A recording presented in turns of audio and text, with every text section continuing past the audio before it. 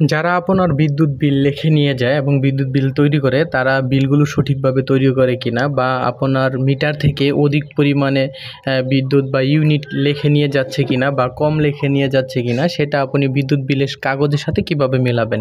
দেখুন খুব সুন্দরভাবে মেলাতে পারবেন। প্রথমতে আপনি আপনার যে মিটারটা আছে সেই মিটারের রিডিংটা দেখবেন।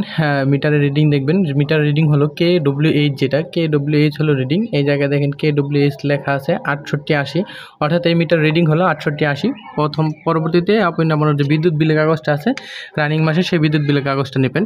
যেমন এই বিদ্যুৎ বিলের কাগজ এটা হলো মে মাসের, যেহেতু বিদ্যুৎ বিলের কাগজ আমি জুন মাসের ভিডিওটা করতেছি।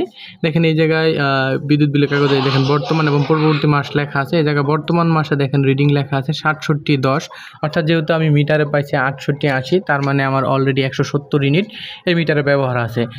মিটারের যে রিডিংটা পাবেন তার সাথে আপনার বর্তমান মাসের যে রিডিংটা পাবেন সেটা মাইনাস করবেন। সেটা মাইনাস করার পরে যে রিডিংটা থাকবে সেটা হলো আপনার মূলত ব্যবহার, সেটা মূলত ব্যবহার করছেন। এই জায়গায় যদি কম বেশি হয় তাহলে সেটা আপনি খুব সহজে ধরতে পারবেন।